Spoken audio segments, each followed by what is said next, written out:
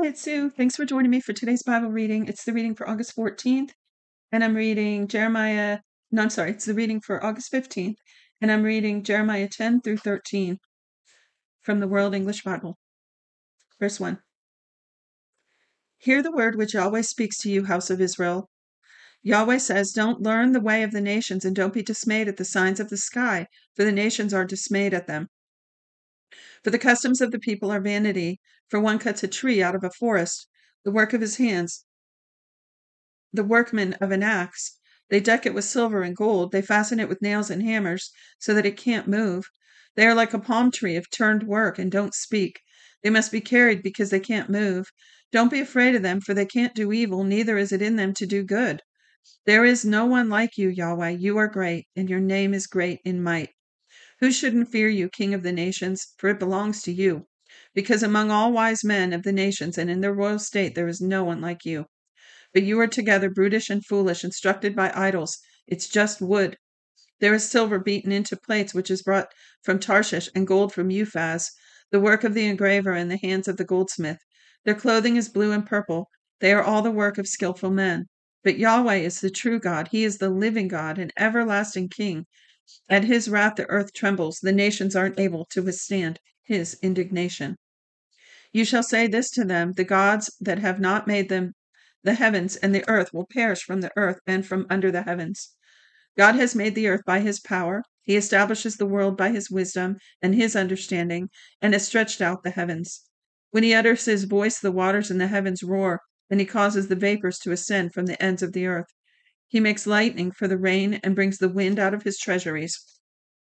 Every man has become brutish and without knowledge. Every goldsmith has disappointed by his engraved image, for his molten image is falsehood, and there is no breath in them. They are vanity, a work of delusion. In their time of their visitation they will perish. The portion of Jacob is not like these, for he is the maker of all things, and Israel is the tribe of his inheritance. Yahweh of armies is his name. Gather up your wares out of the land, you who live under siege. For Yahweh says, behold, I will sling out the inhabitants of the land at this time, and will distress them that they may feel it. Woe is me because of my injury. My wound is serious, but I said, truly this is my grief, and I must bear it. My tent has been destroyed, and all my cords are broken. My children have gone away from me, and they are no more. There is no one to spread my tent any more, to set up my curtains. For the shepherds have become brutish, and have not inquired of Yahweh. Therefore they have not prospered, and all their flocks have scattered. The voice of news, behold, it comes in a great commotion out of the north country, to make the cities of Judah a desolation, a dwelling place of jackals. Yahweh, I know the way of man is not in himself. It is not in man who walks to direct his steps. Yahweh, correct me, but gently, not in your anger, lest you reduce me to nothing. Pour out your wrath on the nations that don't know you, and on the families that don't call on your name, for they have devoured Jacob. Yes, they have devoured him, consumed him, and have laid waste in his habitation. Chapter 11. The word that came to Jeremiah from Yahweh, saying, hear the words of this covenant, and speak to the men of Judah and to the inhabitants of Jerusalem, and say to them, Yahweh the God of Israel says, cursed is the man who doesn't hear the words of this covenant, which I command your fathers in the day that I brought them out of the land of Egypt, out of the iron furnace, saying, oh, that's what it feels like here in Alabama with 100-degree temperatures. It's definitely really is hotter than Egypt now. Anyway, sorry, that was a random thought. Let me back up. Cursed is the man who doesn't hear the words of this covenant which I commanded your fathers in the day that I brought them out of the land of Egypt, out of the iron furnace, saying, obey my voice and do them according to all which I command you, so you shall be my people and I will be your God, that I may establish the oath which I swore to your fathers to give them, a land flowing with milk and honey, as it is today. Then I answered and said, Amen, Yahweh.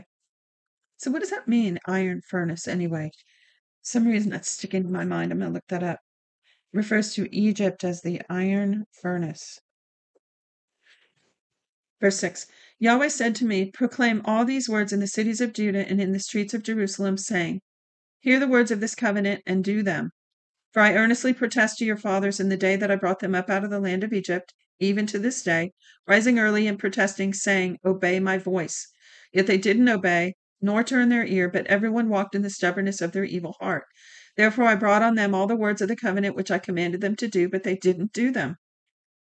Yahweh said to me, a conspiracy is found among the men of Judah and among the inhabitants of Jerusalem. They have turned back to the iniquities of their forefathers who refused to hear my words. See, you know what else is coming to my mind? Every good and perfect gift comes from the Father, the Bible says. Every good and perfect gift comes from the Father above, in whom,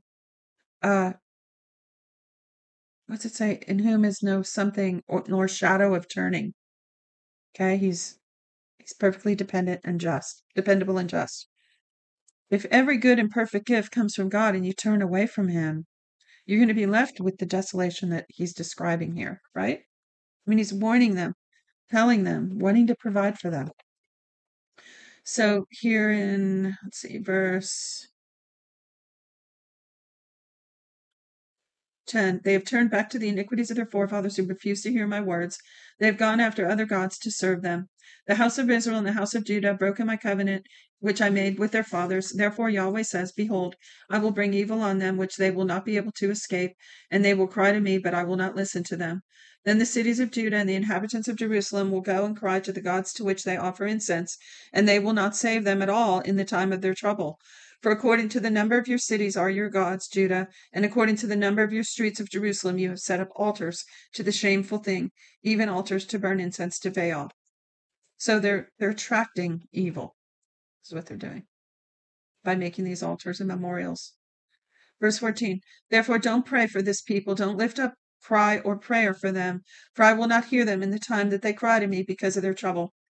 What has my beloved to do in my house, since she has behaved lewdly with many, and the holy flesh has passed from you? When you do evil, then you rejoice. Yahweh called your name a green olive tree, beautiful with goodly fruit. With the noise of a great roar, he has kindled fire on it, and its branches are broken. For Yahweh of armies, who planted you, has pronounced evil against you because of the evil of the house of Israel and the house of Judah, which they have done to themselves in provoking me to anger by offering incense to Baal. Yahweh gave me knowledge of it and knew it. Then you showed me their doings. But I was like a gentle lamb led to slaughter. I didn't know that they had devised plans against me, saying, let's destroy the tree with its fruit. Let's cut him off from the land of the living, that his name may be no more remembered. But Yahweh of armies, who judges righteously, who tests the heart and the mind, I will see your vengeance on them, for to you have I revealed my cause. Therefore Yahweh says concerning the men of Anathoth, who seek your life, saying, you shall not prophesy in Yahweh's name, that you not die by our hand. Therefore Yahweh of armies says, behold, I will punish them. The young men will die by the sword, their son and their daughter will die by famine. There will be no remnant to them, for I will bring evil on the men of Anathoth, even the year of their visitation. Chapter 12. You are righteous, Yahweh. When I contend with you, yet I would like to reason the cause with you. Why does the way of the wicked prosper? Why are they all at ease who deal very treacherously? You have planted them, yes, they have taken root. They grow, yes, they produce fruit. You are near in their mouth and far from their heart. But you, Yahweh, know me. Excuse me. You see me and test my heart toward you. Pull them out like sheep for the slaughter and prepare them for the day of slaughter. How long will the land mourn and the herbs of the whole country wither? Because of the wickedness of those who dwell therein. The animals and the birds are consumed because they said, he won't see our latter end. If you have run with the footmen and they have wearied you, how will you contend with horses?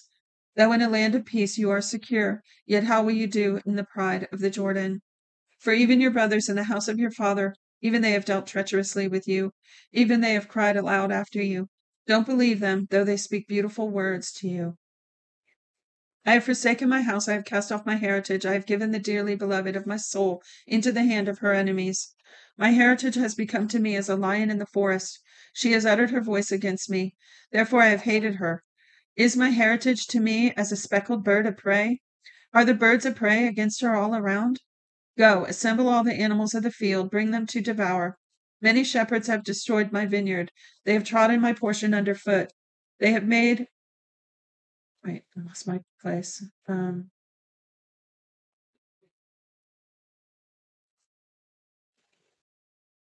Here it is. They have made my pleasant portion a desolate wilderness. They have made it a desolation. It mourns to me, being desolate. The whole land is made desolate because no one cares. Destroyers have come on all the bare heights in the wilderness, for the sword of Yahweh devours from one end of the land even to the other end of the land. No flesh has peace. They have sown wheat and reaped thorns. They have exhausted themselves and profit nothing. You will be ashamed of your fruits because of Yahweh's fierce anger. Yahweh says concerning all my evil neighbors who touch the inheritance which I have caused my people Israel to inherit, behold, I will pluck them from off their land and pluck the house of Judah from among them. It will happen that after I have plucked them up, I will return and have compassion on them. I will bring them again, every man to his heritage and every man to his land. It will happen if they will diligently learn the ways of my people to swear by my name, as Yahweh lives, even as they have taught my people to swear by Baal, then they will be built up in the middle of my people. But if they will not hear, then I will pluck up that nation, plucking up and destroying it, says Yahweh. Chapter 13, last one. Yahweh said to me, go and buy yourself a linen belt and put it on your waist and don't put it in the water. So I bought a belt according to Yahweh's word and put it on my waist. Yahweh's word came to me a second time, saying, take the belt that you have bought, which is on your waist, and arise, go to the Euphrates and hide it there in the cleft of a rock. So I went and hid it by the Euphrates as Yahweh commanded me. After many days, Yahweh said to me, arise, go to the Euphrates and take the belt from there, which I commanded you to hide there. Then I went to the Euphrates and dug it and took the belt out of the place where I'd hidden it, and behold, the belt was ruined. It was profitable for nothing. Then Yahweh's word came to me, saying, Yahweh says, in this way I will ruin the pride of Judah and the great pride of Jerusalem. This evil people who refuse to hear my words, who walk in the stubbornness of their heart, have gone after other gods to serve them and to worship them, will even be as this belt, which is profitable for nothing. For as the belt clings to the waist of a man, so I have caused the whole house of Israel and the whole house of Judah to cling to me, says Yahweh, that they may be to me for a people, for a name, for praise, and for glory, but they would not hear. Therefore you shall speak to them this word. Yahweh, the God of Israel, says, every container should be filled with wine. They will tell you, do we not certainly know that every container should be filled with wine? Then tell them, Yahweh says, behold, I will fill all the inhabitants of this land, even the kings who sit on David's throne, the priests, the prophets, and all the inhabitants of Jerusalem, with drunkenness. I will dash them one against another, even the fathers and the sons together, says Yahweh. I will not pity, spare, or have compassion, that I should not destroy them. Hear and give ear, don't be proud, for Yahweh has spoken. Give glory to Yahweh your God before he causes darkness and before your feet stumble on the dark mountains. And while you look for light, he turns it into the shadow of death and makes it deep darkness. But if you will not hear it, my soul will not weep. My soul will weep in secret for your pride. My eye will weep bitterly and run down with tears because Yahweh's flock has been taken captive. Say to the king and to the queen mother, humble yourselves. Sit down, for your crowns have come down, and even the crown of your glory. The cities of the south are shut up, and there is no one to open them. Judah is carried away captive, all of them. They are wholly carried away captive. Lift up your eyes and see those who come from the north. Where is the flock that was given to you, you beautiful flock? I'm sorry, your beautiful. Let me say that again. Lift up your eyes and see those who come from the north. Where is the flock that was given to you, your beautiful flock? What will you say when he sets over you as head those whom you have yourself taught to be friends to you? Won't sorrows take hold of you as of a woman in travail? If you say in your heart, why have these things come on me?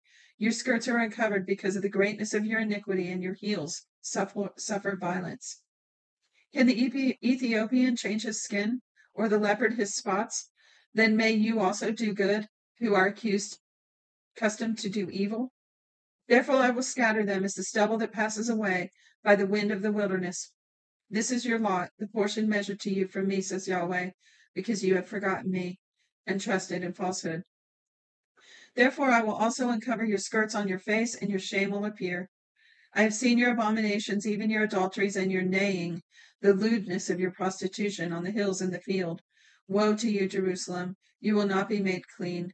How long will it yet be? That's the end of today's reading. Tomorrow we are doing 14 through 17, and I'll see you then. Bless you. Thanks for joining me.